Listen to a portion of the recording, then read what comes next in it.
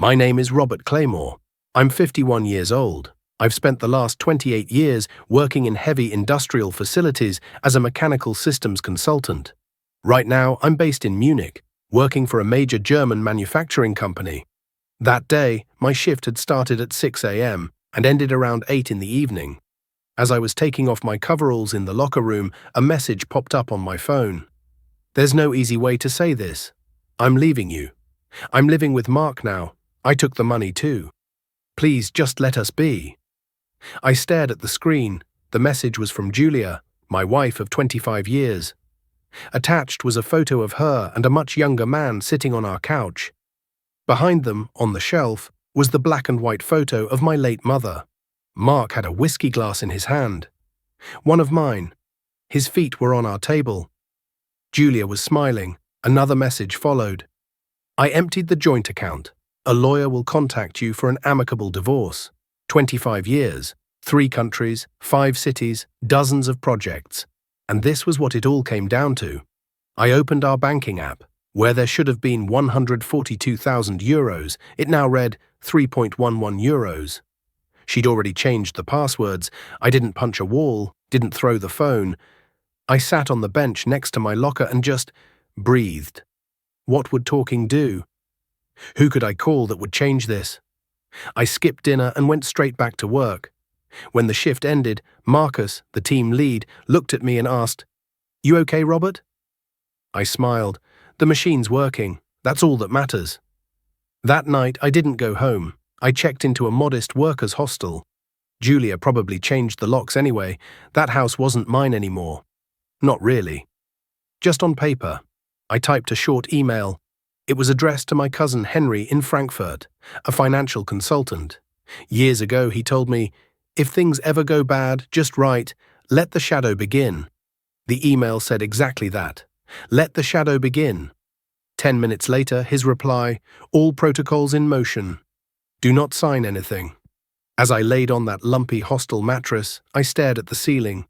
All the times Julia said, "I miss you," now rang false. Her final message echoed instead. Please let us be. But it wouldn't be that easy. You don't erase me from my own life, not without consequences. The next morning around 7 a.m., Henry called. His voice was calm but sharp, with a quiet anger. "She's been planning this a long time," he said. "Small transfers at first, 500 euros here, 2,000 euros there. Then in the past few months, it sped up. The latest, 119,000 euros to a private account. The rest was withdrawn in cash." I clenched my jaw but wasn't shocked. It made sense now, her sudden interest in private accounting, that new financial advisor she mentioned a year ago. I just hadn't seen it then. "There's more," Henry continued. "You remember that investment fund we opened together last year? The one needing both your signatures?" "Yeah," I said. "She closed it, forged your signature. I've got the documents. We can press charges." Something inside me hardened. "No more waiting," I said. "We do this my way now." I took the first train from Munich to Frankfurt. Henry met me at the station and drove us straight to his office. No small talk. He handed me a black folder with just one word on the front. Revere. It was our code, short for restructured equity and value in recession. A decade ago, after a friend lost everything in a divorce, we built this plan. Quietly, legally. I'd been transferring 60% of my income every month to a Luxembourg German fund, listed as consulting fees to a company I technically owned. The balance in that account? 1.3 million euros. Legit. Taxed, but untouchable by Julia. "She has no clue it even exists," Henry said. That afternoon, Julia's lawyer emailed me. "We hope to handle this amicably. Ms. Claymore believes she's entitled to half the home, one of the vehicles, and the funds from the joint account." They were so sure, so confident. I didn't reply. Henry smiled. "Good. Let them think you're hurt.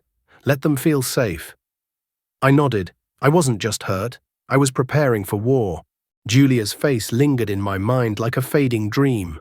Our first meeting, her laugh, how she used to touch my shoulder as she walked past. But more recent memories pushed in too. Her silence at breakfast, the calls she'd take on the balcony, the sudden conferences that never quite added up. Henry's team had compiled a file on Mark, his full name, Mark Levine, 31 years old, self-proclaimed life coach. Flashy website, no substance, a trail of relationships in Berlin, Hamburg, Vienna, each with women older than him, always financially stable. The pattern was clear: get close, gain trust, drain funds, vanish. This guy's a professional, Henry muttered. Julia thinks she's found love, but he's done this before, and if we don't move fast, she'll end up bankrupt or worse. Later that day, I received a voice message from Julia. Her voice trembled. Robert, can we talk? This aggression doesn't suit you. Things with Mark, they're complicated. I'm confused too. Complicated. While I worked 12-hour shifts under steel beams, she was sipping wine poolside with a man half my age. Now she wanted sympathy. I didn't respond. Instead, I sent Julia a file, one I knew would make her sweat. The file's name, Return. Inside were screenshots of her email exchanges with Mark, hidden bank transfers, forged documents, records of hotel stays in our own city when she claimed to be visiting her sister. And at the very bottom, one sentence: all documents notarized, scheduled for submission to authorities. Your next step determines the outcome. That night, she called 3 times. I didn't answer. Then came a message. Robert, please, I didn't mean for it to get like this. Mark pushed me. I was scared. But I still care about you. Can we meet? Just talk. Her desperation was showing. Too late. The truth was already exposed. And now I wasn't reacting, I was watching. Quietly, strategically. Let her feel uncertainty, let her second-guess every move. The game was no longer hers to control. The court date was set. Julia's attorney reached out again, this time with urgency. Ms. Claymore would prefer to settle privately. She's emotionally overwhelmed and wants to avoid public litigation. Emotionally overwhelmed? She wasn't too overwhelmed to drain our accounts. She wasn't too overwhelmed to forge my name. But now, with the truth closing in, she was overwhelmed. Thomas, Henry's legal advisor, leaned back in his chair and smirked. They're cornered, but don't show your hand yet. Let them think you're still broken. I had only one request. When the time comes, I want to see her face. I want her to look at me when it all falls apart. A few days later, Julia came to the house, my house, to collect her things. I watched her from the security feed. She was alone. No Mark. Maybe he'd already disappeared. Maybe he'd taken whatever he could and vanished to hunt his next target. Julia moved slowly through the house. She took a few picture frames, some clothes, a stack of books. She reached for my father's old watch on the desk, but stopped. Her hand trembled. She left it. At that moment, the doorbell rang. 2 uniformed officers stood outside with a court official.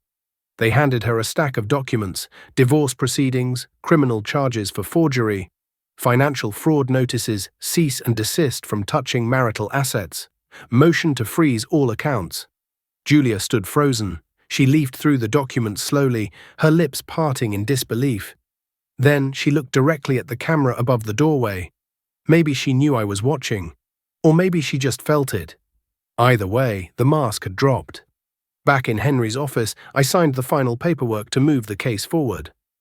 My voice was calm, my hand steady. That evening, Julia left me one last message. I never meant to hurt you. I made mistakes. Mark used me. I didn't love him. I still believe in what we had. But there was no we anymore. The time for words was over, and consequences were just beginning. The courtroom was silent the day of the hearing. I sat on one side of the table. Julia and her lawyer sat across from me. Mark was nowhere to be seen. Predictable. Men like him always vanish when the storm arrives. The judge reviewed every piece of evidence: financial records, forged signatures, withdrawal trails, hotel stays, even Julia's messages. She adjusted her glasses and looked directly at Julia. Mrs. Claymore, she said firmly, you systematically removed assets from your marriage using deception and fraud. This wasn't impulsive. It was planned. Julia didn't speak. She just stared at her lap. No makeup, no practiced smile. Just the look of someone realizing the game was over. The ruling was swift. Full restitution of funds.